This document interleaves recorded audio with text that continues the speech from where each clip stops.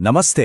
आज हम supply chain की दुनिया में गोता लगाएंगे और एक बहुत ही जरूरी मॉडल को समझेंगे जिसका नाम है bill to ship to model. चलिए एक सिचुएशन से शुरू करते हैं। मान लीजिए कोई सप्लायर है जिसे सामान भेजना है, लेकिन अपने कस्टमर को नहीं बल्कि सीधे कस्टमर के क्लाइंट को।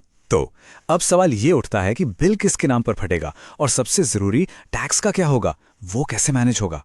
आइए मिलकर इस पहेली को सुलझाते हैं। तो सबसे पहले ये समझना जरूरी है कि आखिर ये bill to ship to model है क्या और इसमें कौन कौन सी पार्टियां शामिल होती हैं।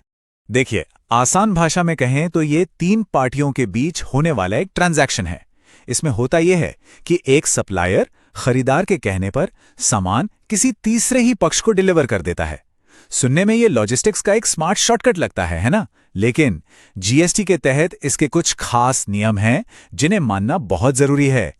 इस पूरे खेल को समझने के लिए इसके 3 मुख्य किरदारों को जानना होगा। सबसे पहले है पार्टी ए यानी खरीदार। ये वो है जो ऑर्डर देता है और बिल भी इसी के नाम पर आता है। फिर है पार्टी बी मतलब सप्लायर जो सामान भेजता है। और आखिर में है पार्टी सी यानी प्राप्तकर्ता जिसके पास सामान फिजिकली पहुंचता है। तो ए, बी और सी ये 3 नाम याद रखने हैं।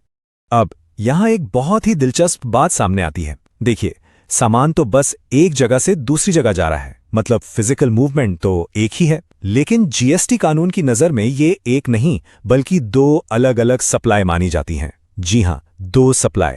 पहली सप्लायर बी से खरीदार ए को और दूसरी खरीदार ए से प्राप्तकर्ता सी को। अब जब 2 सप्लाई हैं तो सवाल भी बड़ा हो जाता है, टैक्स कहां लगेगा? मतलब इस केस में प्लेस ऑफ सप्लाई किसे माना जाएगा, ये तय करना बहुत जरूरी है।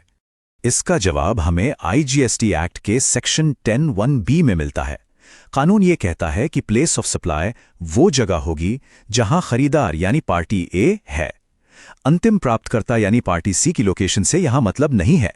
कानून इसे डीम्ड रिसीट कहता है। मतलब ये मान लिया जाता है कि सामान पहले खरीदार ए को मिला और फिर उसने आगे भेजा और इसी आधार पर टैक्स तय होता है। इसे एक उदाहरण से समझते हैं तो सब कुछ साफ हो जाएगा। मान लीजिए सप्लायर बी महाराष्ट्र में है, खरीदार ए दिल्ली में बैठा है और सामान पहुंचना है गुजरात में पार्टी सी के पास। अब सामान असल में तो महाराष्ट्र से गुजरात जा रहा है ना? लेकिन टैक्स के लिए सप्लाई मानी जाएगी महाराष्ट्र से दिल्ली और इसलिए इस पर आईजीएसटी लगेगा। तो थ्योरी तो समझ आ गई। अब थोड़ा प्रैक्टिकल बात करते हैं, मतलब कागजी कार्रवाई की।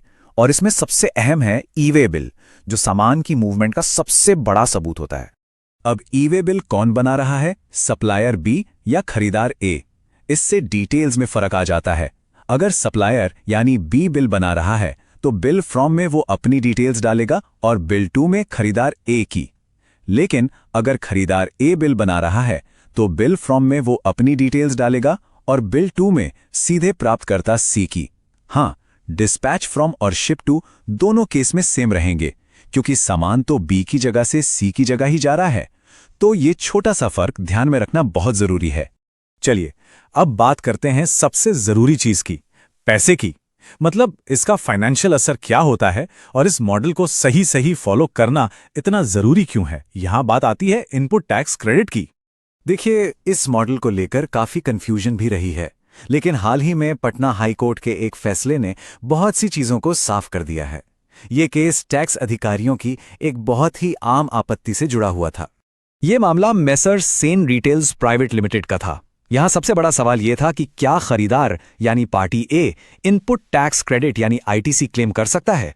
अब दिक्कत यह थी कि आईटीसी क्लेम करने के लिए सामान का मिलना जरूरी है और यहां तो खरीदार ए को सामान फिजिकली मिला ही नहीं, तो क्या वो आईटीसी का हकदार है?